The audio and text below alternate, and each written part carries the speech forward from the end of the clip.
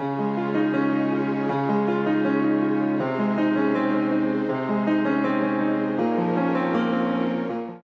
민수기 24장 14절에서 25절까지 세 번역 성경으로 우리 함께 말씀 봉독하도록 하겠습니다.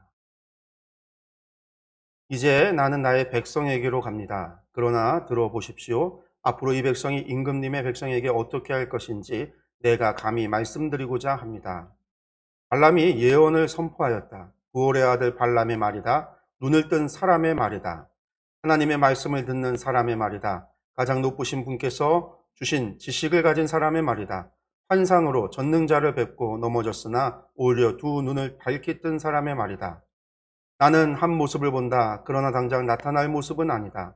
나는 그 모습을 환히 본다. 그러나 가까이에 있는 모습은 아니다. 한 별이 야곱에게서 나올 것이다. 한 통치 지팡이가 이스라엘에서 일어설 것이다. 그가 모압의 이마를 칠 것이다. 셋 자손의 영토를 칠 것이다. 그는 에돔을 차지할 것이다. 대적 세일도 그의 차지가 될 것이다. 이렇게 이스라엘이 힘을 떨칠 것이다. 야곱에게서 통치자가 나와서 그 성읍에 살아남은 자들을 죽일 것이다.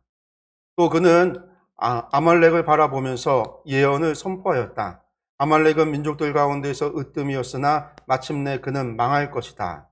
또 그는 가인 족속을 바라보면서 예언을 선포하였다. 내가 사는 곳은 든든하다. 너희 보금자리는 바위 위에 있다.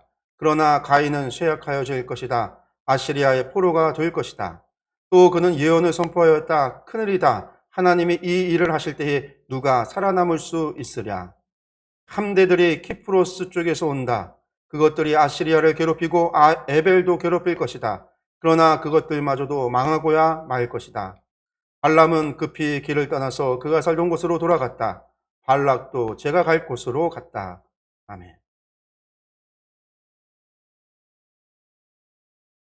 오전에 함께 나눴던 민수기 24장 14절에서 15절의 말씀입니다.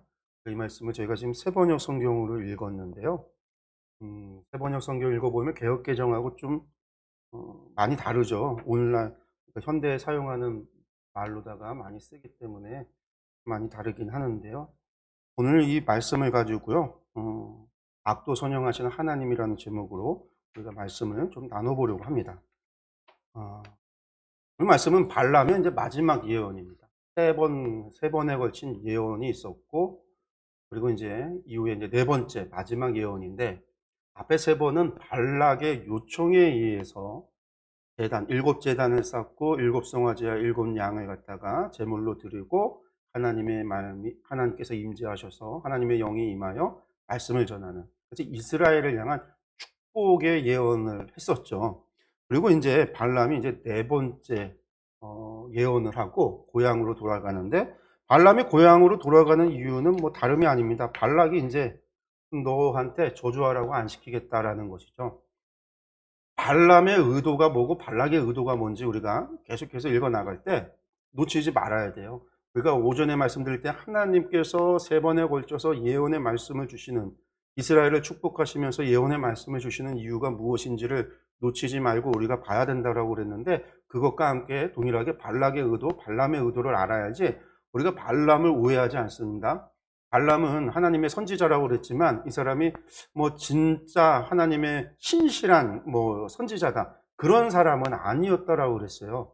그래서 이제 성경은 발람을 가리켜 거짓 선지자라고 이야기를 하는 것이지만, 이 사람이 거짓 선지자라고 해서 이게 막 우상 숭배하는 그런 선지자, 또 그것도 아니에요. 왜냐하면 하나님의 말씀을 듣잖아요. 이게 발람이 자기 자신에 대해서 소개한 게 말 그대로잖아요. 눈을 뜬 사람의 말이다. 하나님의 말씀을 듣는 사람의 말이다. 가장 높으신 분께서 주신 지식을 가진 사람의 말이다. 환상으로 전능자를 뵙고 넘어졌으나 오히려 두 눈을 밝게 뜬 사람의 말이다. 요건 뭐죠? 이제 천사 때문에, 천사가 길을 막고 나귀가 길을 가지 않았던, 그래서 넘어졌잖아요. 그때 넘어졌지만 하나님께서 발람의 눈을 띄워줘서 그가 천사를 봤단 말이에요. 그리고 하나님의 음성을 듣는. 여기 나오는 말 중에 틀린 말이 하나도 없어요. 발람이. 그러니까 발람이 선지자다라고 하는 게 틀린 게 아니에요.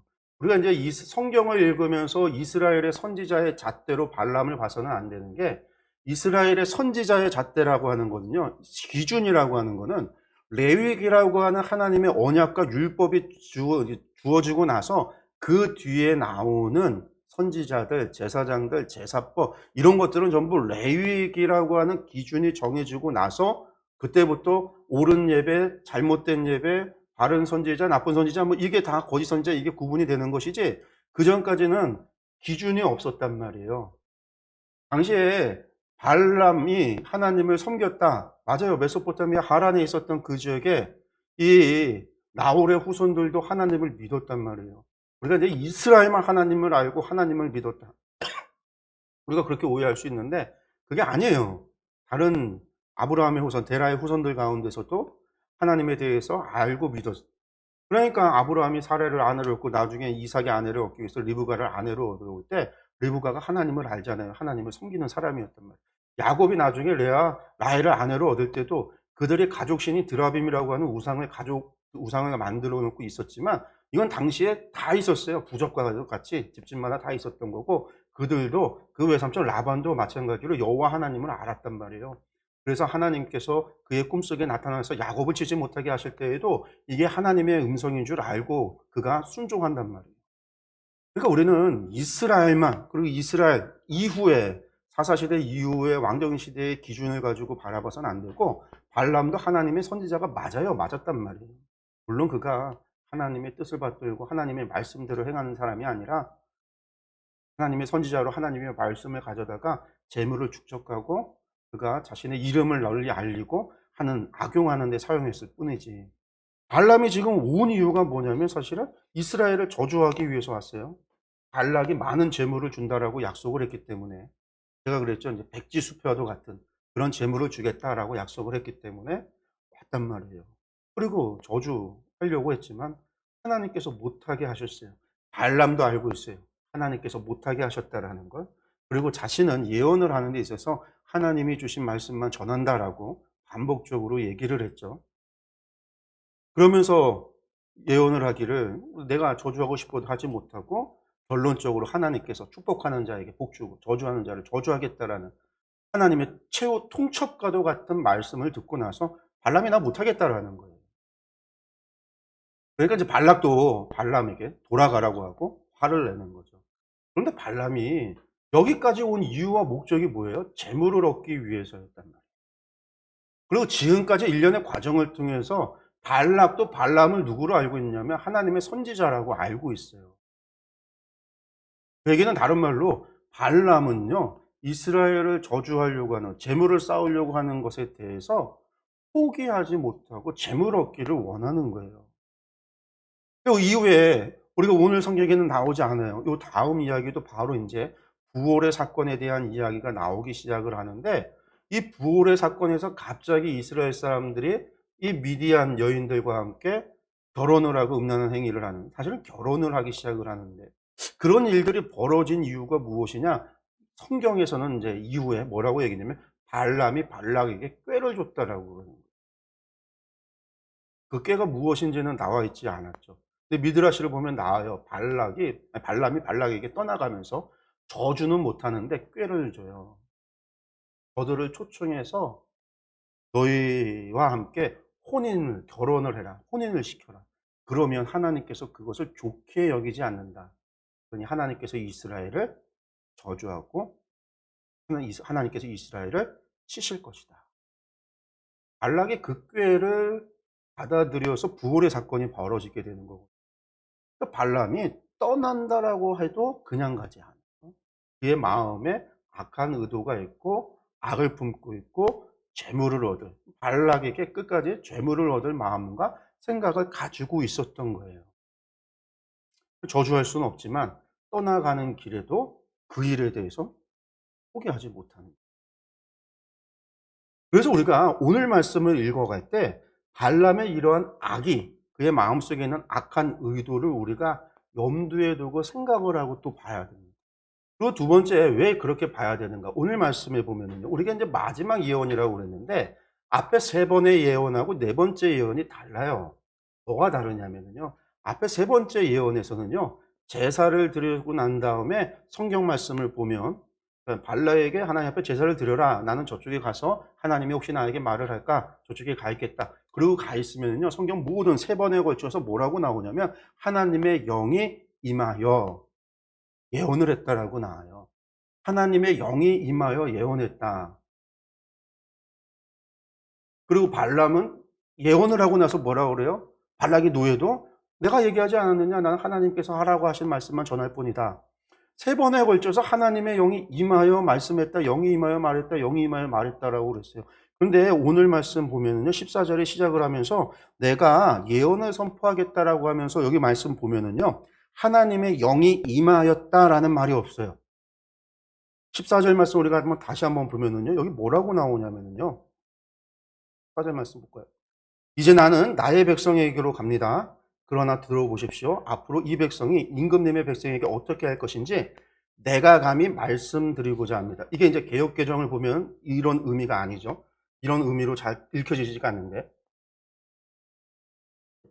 세번역 성경에는 분명하게 나오는 게 뭐냐면 내가 감히 말씀드리고자 합니다. 라는 거예요. 이거는 하나님의 영이 임해서 하는 예언이 아니에요, 사실은. 알람의 마지막 예언이라고 이름 지었지만 이거는 하나님의 영이 임하여 하나님이 주시는 예언의 말씀이 아니라 발람이 스스로 하는 예언이에요. 그리고 이제 무당이 예언하듯이 점쟁이가 예언하듯이 발람이 예언하는. 근데 재미있는 거는 이 예언의 메시지에 우리 오전에도 말씀드렸지만 누구의 메시지가 나와요? 야곱에서 한 별이 나오고 한 규가 나온다. 한 지팡이가 나온다. 메시아 예언이 나온다고 그러잖아요. 이거는 나중에도 구약 성경 전체에서 보면은요. 이것은 계속해서 하나님의 이거 메시아 예언으로 받아들여지는 거예요. 발람의 예언을.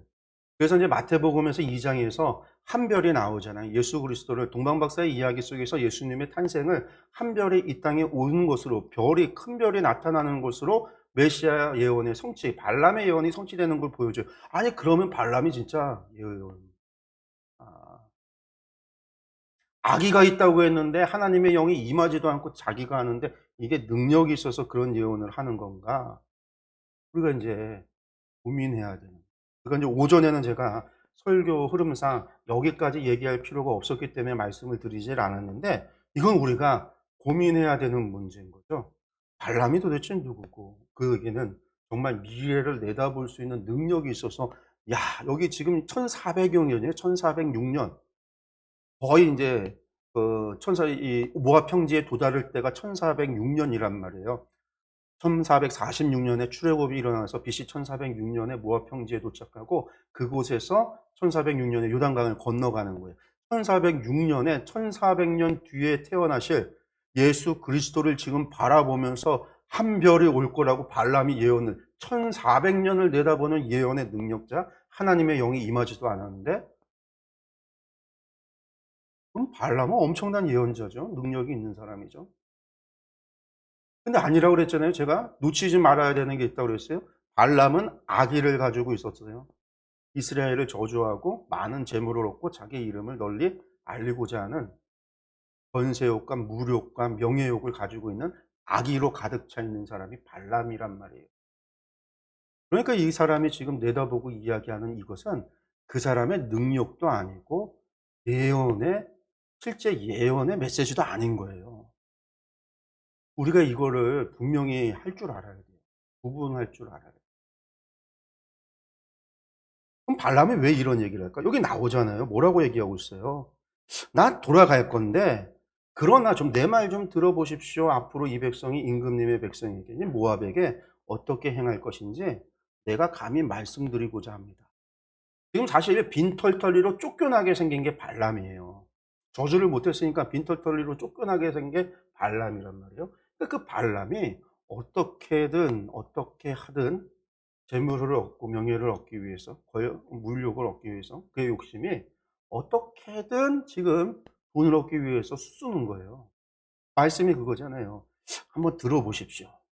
지금 발라고 화가 나서 막 쫓아가고 너 떠나가라고 그러고 난리치는데 그러면서 들어보십시오 하면서 이 백성에게. 근데 발람이 지금까지 한 게 있어요. 뭐가?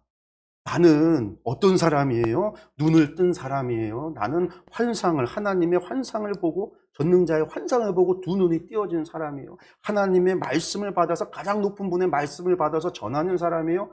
계속해서 3번에 걸쳐서 얘기했잖아요. 사기친 거 아닌데 실제로 그렇게 얘기를 했잖아요. 그러니 발락이요, 발람의 이야기에 혹하고 귀를 기울일 수밖에 없어요. 그러면서 발람이 한 얘기가, 이 위에 나오는 이야기가 바로 그거예요. 이스라엘에 뭐가 나온다? 한 별이 나온다. 한 규가 나온다. 한 왕이 나온다. 그 왕이 나와서 이스라엘의 대적자들을 갖다가 다 물리친다. 지금요, 발람의 입장에는요, 무슨 얘기하는 거예요? 이스라엘을 향해서 좋은 얘기, 축복하면 복을 받는다.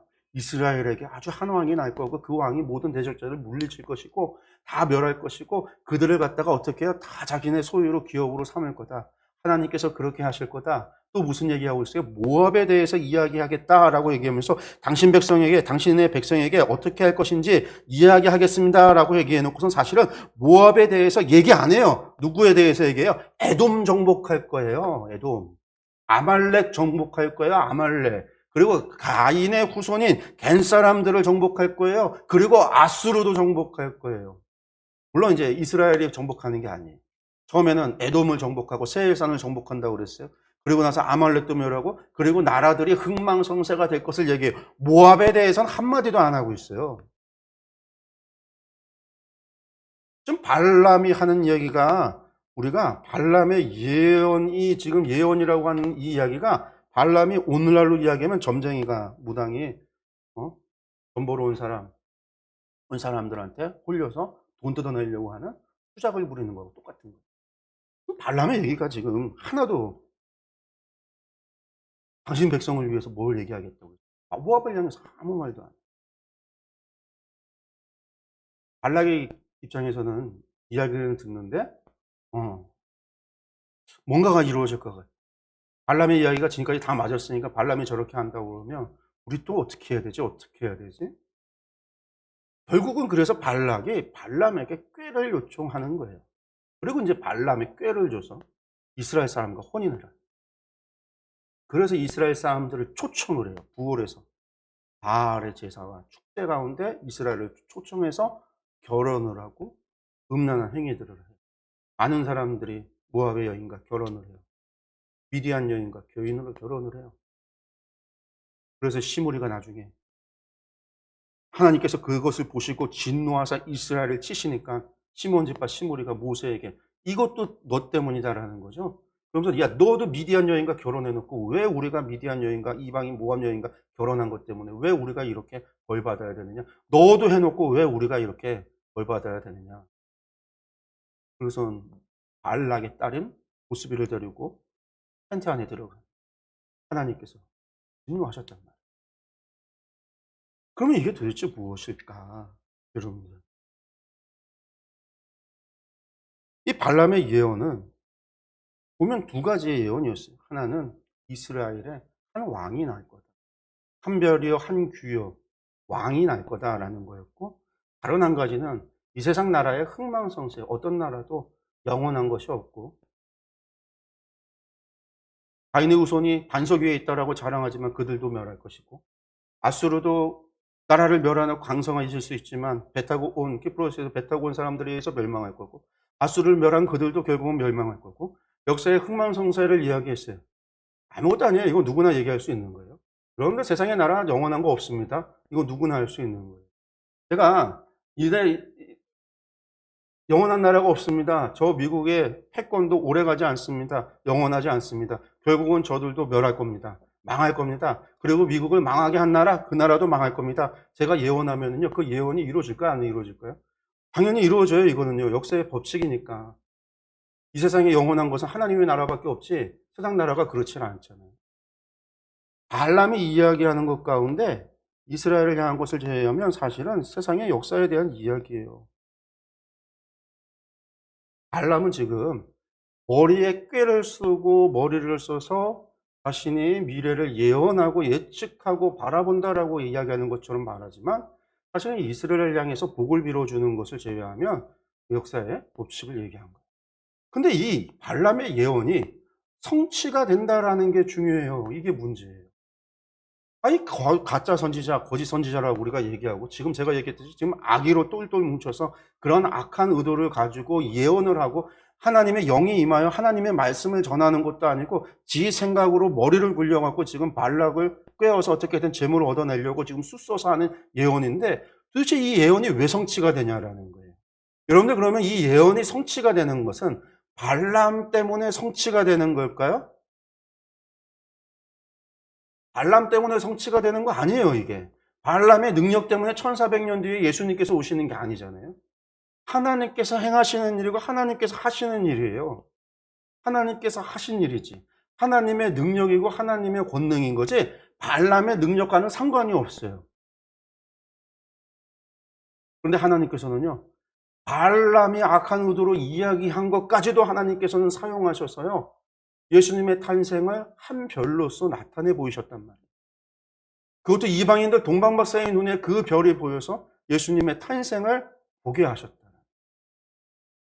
그래서 제가 이런 얘기할 때 그런 얘기를 하는 거지. 그래서 하나님께서는 악도 선용하신다. 악한 의도로 되어진 일들도 하나님의 뜻 가운데서 선용하셔서 하나님의 뜻을 이루어가는 데 사용하실 때가 있다.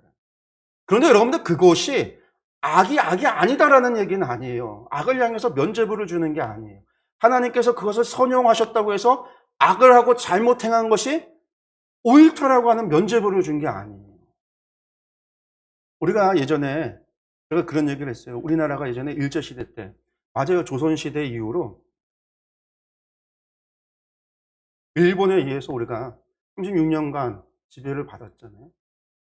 그리고 일본에 의해서 사실은 산업화가 일어났어요. 근대화가 일어난 게 조선시대 조선시대를 살아오다가 일제시대를 겪으면서 근대화를 겪었어요. 산업화가 이루어졌어요. 그리고 일본이 물러난 다음에 오늘날에도 지금 이 친일파 잔재들이 남아서 하는 주장 가운데 하나가 뭐냐면 일본 때문에 우리가 뭐였다고요? 근대화됐다. 우린 조선시대 그런데 사실은 조선시대가 엄청난 문명 국가예요. 전 세계적으로 볼 때도 조선시대와 같은 문명 국가는 별로 없었어요. 우리나라 조선시대 때 일본은 거지 같은 나라였지. 단지 우리나라보다 100년 빠르게 문호를 개방해서 서양의 문물을 받아서 산업화를 100년 앞섰기 때문에 그 100년 앞선 거예요. 그 이전까지만 해도 일본은요, 거지 같은 나라였어요. 우리나라는 문명 국가였고, 우리나라에서 전해준 문명 가지고 살았던. 그런데 이제 막 일본을 찬양하는 사람들이 일본 때문에. 교회 안에서도 그런 얘기를 하는 사람들이 있어요. 그 일본 때문에. 하나님의 뜻이었다. 그러니까 하나님의 뜻이니까 나라 팔아먹은 것도 용납이 된다라고 이야기하는 거예요. 아니에요. 나라 팔아먹은 거 죄예요. 잘못이에요. 근데 하나님께서 그런 악을 일본이 무슨 우리나라 근대화 시켜주기 위해서 우리나라 쳐들어온 게 아니잖아요. 제국주의로 전 세계 정복하려고 동북아권 제패하려고 쳐들어온 거지 무슨 우리나라 도와주고 우리나라 근대화 시켜주고 우리나라 산업혁명 해주려고 온 게 아니잖아요. 우리나라에서 수탈해 간 거지. 다 뺏어간 거지. 근데 그것을 갖다가 합리화. 죄예요. 나쁜 거예요. 나쁜 거. 근데 하나님은 그들의 악한 의도 나쁜 거 안에서 뭘 만드는 거예요? 그 기회에 주의 복음이 우리나라에 들어올 수 있도록 복음의 씨앗이 심어져서 열매가 맺힐 수 있도록 하나님께서 하신 거지 악한 의도를 가져다가 하나님께서 선용을 하셨던 것이지. 그렇다고 해서 하나님께서 그것을 선용하셨다고 이들의 악이 면죄부가 되는 게 아니에요. 용서받는 게 아니에요. 악은 악인 거예요. 그거 아세요? 앞으로 한 30년 뒤에는요, 저희 유럽이라고 하는 나라들은 한 30년 안에 유럽이라는 나라는 전부 다 이슬람 국가가 될 거예요. 그걸 그렇게 예측하는 사람들이 많아요. 왜 그러냐면, 지금 이제 이집트에서 일어났던 그 혁명, 이집트 혁명 다음에, 그 다음에 시리아에서 혁명이 일어났고, 그걸로 인해서 많은 난민들이 일어나서 난민들이 유럽으로 다 넘어갔어요. 그 무슬림 난민들을요, 유럽 국가들이, 선진국들이 난민들을 위해서, 인권을 위해서 그들을 다 수용해서 받았잖아요. 그러면서 무슨 일이 말 벌어지기 시작을 했냐면, 그들도 그들의 난민에서 이제는 그들의 국민으로, 그들의 이제 자국민으로 받아들이면서 무슬림인들의 유럽에 엄청나게 많은 사람들이 생겨난 거예요. 근데 문제는 뭐냐면요, 유럽 사람들이 자식을 안 낳아요. 자식을 안 낳는다고요. 근데 이슬람 사람들은 자식이 신 닿는 데까지 자식을 낳아요. 피임을 하면 안 되는 게 그들의 법이에요. 그래서 피임을 하지 않고 할 수 있는 데까지 자식을 계속 낳아요. 생기면 계속 낳는 거예요. 그러니까 한 집안에 자식이 10명, 12명인 집이 많아요. 무슬림의 인구수가 엄청나게 늘어나는데 유럽의 사람들은 자식을 안 낳으니까 인구수가 줄어요. 근데 무슨 일이냐면 유럽 국가들은 전부 다 민주주의 국가잖아요. 30년 뒤에 대통령을 뽑고 국회의원을 뽑을 때 투표를 하는데 투표 인구가 역전이 일어나면 무슬림들에 의해서 투표에 의해서 전부 무슬림 국회의원, 무슬림 대통령이 세워지는 거예요. 그러면 자연스럽게 무슬림 국가가 돼요. 30년 안에 유럽은 전부 무슬림 국가들이 될 거예요. 지금도 유럽에서 걱정하는 것 가운데 하나가 시골에 내려가면 무슬림들이 모이면 모스크를 만드니까 이 모스크 사원의 수가 교회 숫자를 역전을 했어요. 교회 수는 텅텅 비고 교회 수는 줄어드는데 무슬림 사원 수는 엄청나게 지금 늘어나고 있어요. 난민들 때문에. 이번에 아프가니스탄 난민들을 받아들였잖아요. 그들도 엄청나게. 중동은 다 무슬림 국가예요. 아프리카도 다 무슬림 국가예요. 아프리카도. 유럽이 무슬림 국가가 되는 게 30년이 안 돼요. 25년, 30년 내다보는데 무슬림 국가가. 미국이라고 하는 나라가 흑인이 대통령이 되셨잖아요. 왜 흑인이 될까요? 흑인의 수가 백인의 수를 넘어섰거든요. 무슬림들은 자녀들 많이 낳아요. 멕시코계 사람들 자식을 많이 낳아요. 30년 뒤에 무슬림 국가 아닌 국가들은 저 남미 국가들, 남미는 카톨릭률인데 그 남미 카톨릭도 피임을 해서는 안 된다고 하거든요. 그래서 카톨릭도 자녀들 많이 낳는데 우리나라는 뭐 그런 거 잘 말 듣지 않으니까. 근데 남미 사람들은 말 잘 들어요. 피임을 안 해요. 그래서 카톨릭 사람들이 자녀가 많은 거예요. 그래서 카톨릭 인구가 많은 거거든요. 남미는 많아요. 무슬림이 들어가도 카톨릭과 무슬림의 싸움. 근데 무슬림이 그 카톨릭 수준을 못 이겨요. 왜? 워낙 지금 카톨릭이 많으니까. 인구가 대부분을 차지하니까. 미국도 30년 뒤에 어떻게 될지 몰라요. 우리나라나 일본 같은 경우야 이제 30년 뒤에 어떻게 될지 우리나라도 잘 몰라요. 인구수가 절벽에 가까워지고 있으니까. 동남아 무슬림 국가예요. 그러면요, 남는 국가가 소련하고 저 러시아하고 중국이에요. 러시아하고 중국은 무슬림 안 돼요. 왜? 안 받으니까. 무슬림을 억압하니까.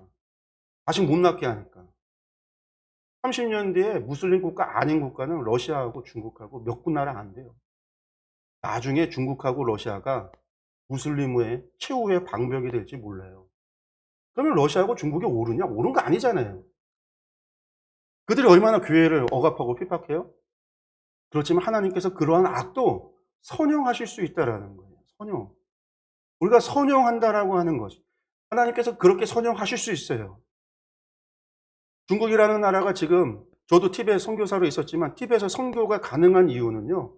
중국 공산당이 있기 때문에 티베트 선교가 가능해요. 이게 무슨 말이야? 하실 수 있는데 티베트이라고 하는 라마 불교를 믿는 국가들이 몇 나라가 있어요.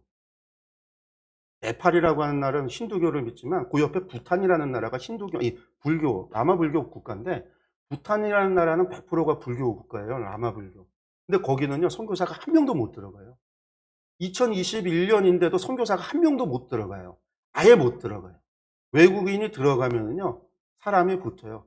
외국인이나 선교사가 자리에 잡지도 못하고 들어가지도 못해. 근데 더 중요한 건 이들 국가 사람들이요. 국민들이 전 세계에서 행복 지수가 제일 높아요. 못 살기는 지질이 못 사는데 이 사람들의 행복 지수가 높다라는 거는 자족한다라는 거예요. 감사하고 자족하기 때문에 무엇인가 필요로 여기질 않아요. 이 부탄이라는 나라에 선교사 한 명 못 들어가서 2021년까지 지금까지도 한 명 못 들어가요.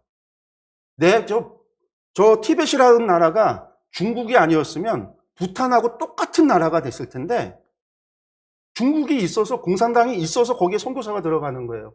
공산당이 기독교를 박해하고 선교사를 내쫓기는 하지만 공산당이 티벳 불교를 억압을 하기 때문에 그 빈틈을 찾아서 선교사가 들어가는 거예요. 그러면 공산당이 잘하는가? 잘하는 거 아니에요. 악해요. 잘못된 거예요. 근데 하나님께서 그것도 선용해서 주의 복음이 전파될 수 있도록 선용하셨다라는 거예요. 그러니까 악도 선용하시는 하나님이라는 얘기가 세상의 모든 악이 하나님의 일을 막으려고 애쓰고 노력해도 하나님은요 그보다 더 뛰어나시기 때문에요. 그 악도 선용해서 하나님의 나라를 만들어 가시고 주의 복음을 확장하고 하나님의 뜻을 이루어 가신다라는 거예요. 그런데 이것이 악을 면죄부 주고 악이 옳다라는 얘기가 아니라는 거예요. 발람이 예언을 했다고 해서 메시아의 예언을 했다고 해서 발람이 선지자가 아니라는 거예요. 발람은 거짓 선지자예요. 그가 하는 얘기가 메시아를 예언해야지라고 하면서 하나님의 영을 임해서 하나님의 말씀을 전한 게 아니라 그가 발락에게 재물을 얻기 위해서 마지막 수단으로 다시금 또다시 꾀를 써서 하는 말이에요. 그런데 하나님께서는 그 말도 들어서 하나님의 뜻이 이루어지게 하셨다라는 거지. 이것을 하나님께서 이스라엘만의 하나님, 이스라엘에게 갇혀 계셨던 하나님이 아니라 하나님께서는요, 이스라엘 너머의 하나님이시라는 걸 우리에게 알려주는 거예요. 로마서에서 바울 사도가 이야기했듯이 이스라엘에게는 율법을 주셔서 말씀을 주셔서 특별 계시를 주셔서 하나님께서 하나님의 뜻을 보이셨다라고 한다면 세상 모든 사람은 하나님께서 손 놓고 계셨고 저들을 멀리하고 내버려 두셨는가. 그래서 이스라엘에게 하나님께서 찾아오시기 전까지는 우리는 그냥 다 버림받은 사람들이었는가? 아니라는 거예요. 하나님께서 일반 계시를 주셔서 모든 사람들로 하여금 자연의 법칙을 통해서라도 하나님을 알 수 있도록, 창조주이신 하나님을 알 수 있도록, 그래서 하나님을 섬길 수 있도록 하나님께서 당신을 보여주셨다라는 거예요. 계시하셨다라는 거죠. 이스라엘의 하나님 아니라 그 너머의 하나님, 온 세계의 하나님, 온 만물의 하나님. 그런데 우리가 하나님을 알지 못하고 헛된 것으로 우상을 만들어서 섬겼다라는 거예요. 그게 사도 바울의 이야기잖아요. 하나님께서는요, 악도 선용하세요. 그 이야기는 뭐냐면, 하나님께서는 반드시 하나님의 뜻을 이루신다라는 거예요. 하나님께서는 반드시 하나님의 뜻을 이루어 가신다라는 거예요. 그리고 그 길 위에서요, 하나님께서 악을 선용하시지만 그 악에 대해서 심판하신다라는 걸 우리가 놓치지 말아야 돼요. 이 발람이 이렇게 꾀를 부리고 하나님의 말씀을 전하고 하나님의 예언을 전했죠. 그 결국은 하나님께서 모세에게 명해서 미디안 족속을 멸하라라고 하셨을 때 모세가 미디안 족속을 멸합니다. 5 왕을 잡아서 죽여요. 그 5 왕을 잡아서 죽일 때 이 발람 선지자를 잡아서 죽입니다.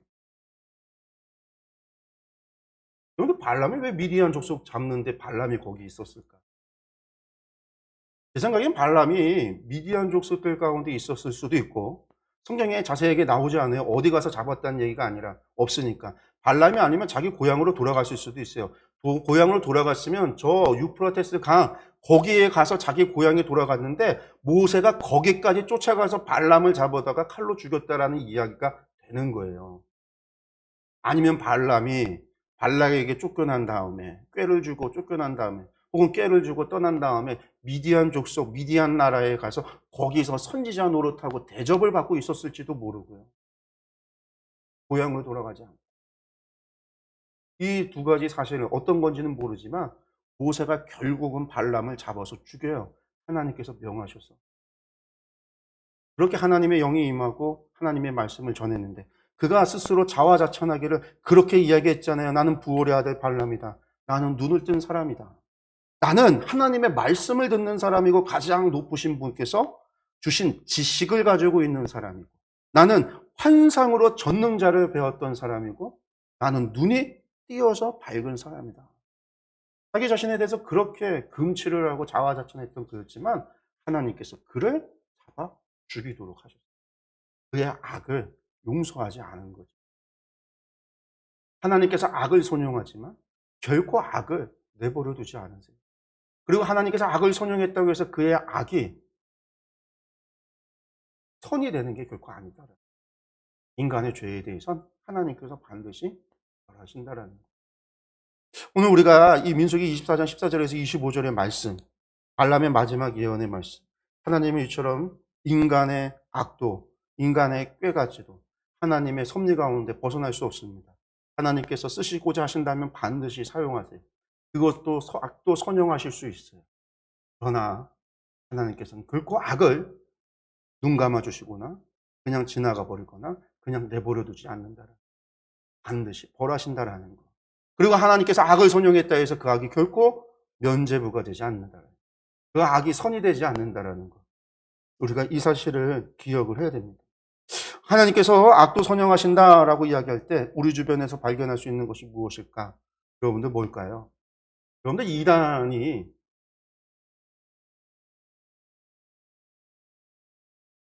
주변에 우리 주변에 이단이 많죠. 우리나라에 참 이단이 많다고 얘기하는데 사실 우리나라의 이단은 숫자가 별거 되지도 않아요. 그렇게 많은 것도 아닙니다. 또 미국 같은 나라는요 이단이 수백 개 수천 개가 돼요.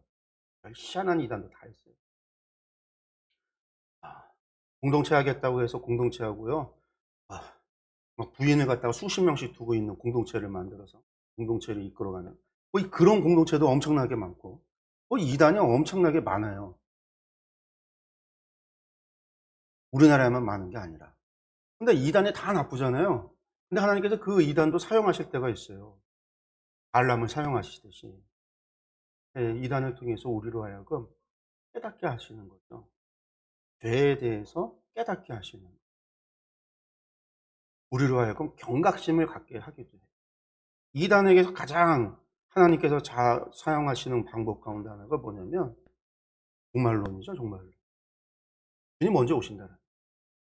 밀레니엄 시대 저희가 1987년이었나, 아니 87년이 아니군요. 94년이었나요? 95년이었나요? 다미성교회에서 주님 오신다고. 이제 우리 휴거 된다고 막 기도하는 사람들이 막 하고. 그런데 이 다미성교회 휴거가 어디서부터 시작이 된 거냐면 조용기 목사로부터 시작이 됐어요. 조용기 목사님으로부터.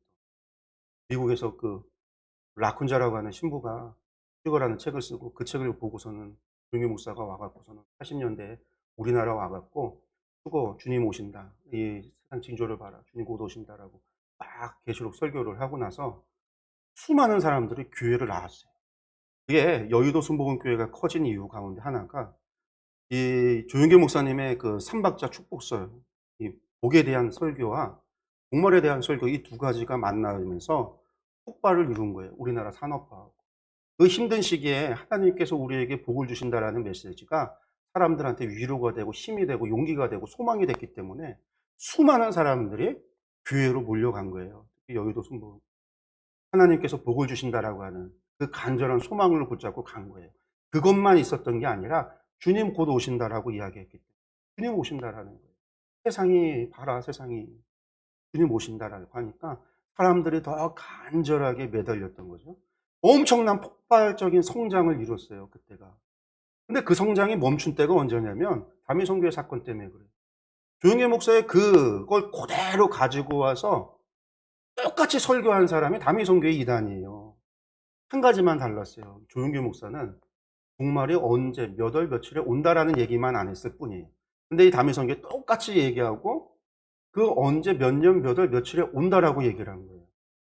그러니까 이제 사람들이 그거 따르는 사람들이 수없이 몰려서 자기 전 재산 팔고 그러고선 기도원에 들어가서 미친 듯이 하늘을 향해서 손을 들고 소리를 쳤죠. 그게 생중계가 돼서 주님 안 오셨다. 아, 이게 사기였구나. 당시 사람들이 알고 교회 성장이 그때 멈춰버렸어요. 그때 이후로. 근데 그게 나쁘냐? 아니요. 왜냐면 그건 나쁜 거예요. 이단이지만 그 이단 때문에 교회가 무엇을 알게 되냐면요. 종말에 대해서 우리가 너무 멀리 두고 살았구나. 이걸 깨달은 거예요. 우리가 하나님의 심판이라고 하는 것을 알면, 하나님의 심판의 두려움을 알면 회개의 삶을 살거든요. 우리의 삶을 되돌아보고 자꾸만 회개하고 우리의 삶을 점검해보고 죄를 짓지 않기 위해서 노력하고, 왜? 언제든 심판받을 수 있으니까. 주님 오시면 그 무서운 심판이 임하니까. 그래갖고 사람들이 그렇게 종말에 대해서, 심판에 대해서 생각하면은 윤리적이 되는 거예요. 윤리적이. 죄를 범하지 않으려고 노력을 하게 되는 거예요. 경각심을 깨워준 거죠. 당시 사람들이. 그 이전에 사람들이. 그 사건 이전에 많은 사람들이 그래서 교회 안에서 자꾸만 회개. 믿지는 않아도 혹시나 모르니까 우리 회개해야 된다. 회개에 대한 설교가 강대상에서 선포되어지기 시작하고 온 교회들이 막 부흥회와 회개와 운동이 막 일어나고 하는 것들. 이단이 잘못된 게 아니라, 이단이 옳았다는 게 아니라 그들은 잘못했지만 하나님께서 그것을 선용해서 우리 한국교회에 회개의 바람을 일으키셨던 거예요.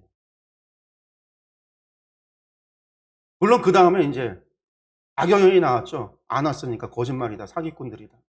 결국은 다. 그리고 이제 종말에 대한 얘기 하지 말자. 계시록 얘기 하지 말자. 저거 너무 사기꾼들이 많으니까. 너무 헛소리 하는 얘기가 많으니까. 30년이 지났어요. 그 중간에 여러 번의 뭐 교회사의 흐름을 보면 여러분들은 알지 못하는 흐름들이 계속 있어요.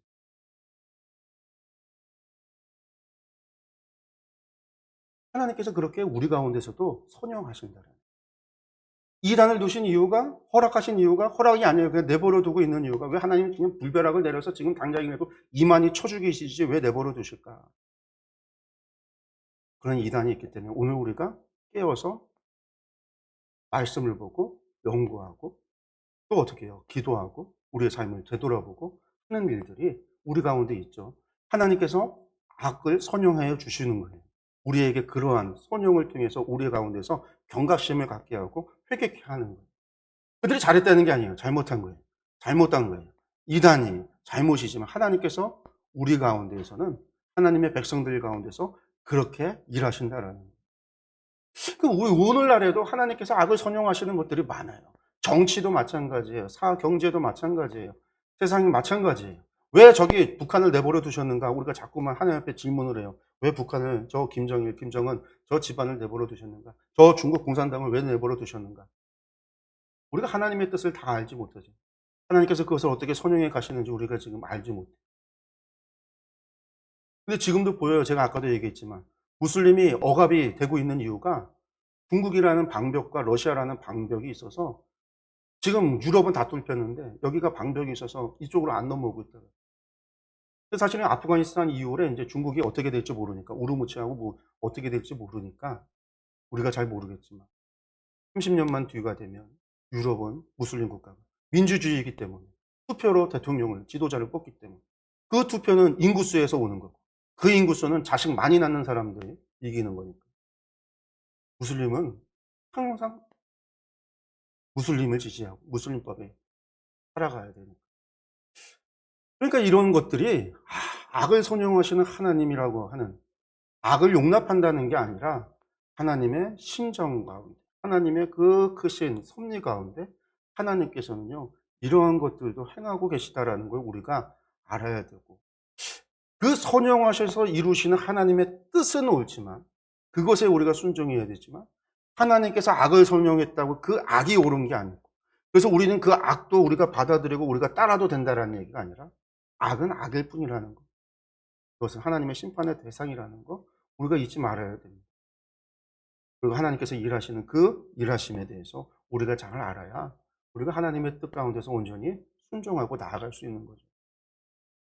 발락과 발람이 어리석은, 하나님께서 그렇게 여러 번에 걸쳐서 하나님의 뜻을 알려줬음에도 불구하고 끝까지 돌이키지 않고 회개하지 않았던 그들의 결말은, 종말은 멸망이었던 것처럼 우리가 하나님의 뜻을 잘 분별하지 못하고 하나님의 일하심을 우리가, 하나님의 그 심정을 우리가 바르게 이해하지 못하면 우리가 발락과 같이 어리석은 자가 될 수 있다는 거, 우리가 그것도 기억을 하고 우리 삶을 돌아봐야 됩니다.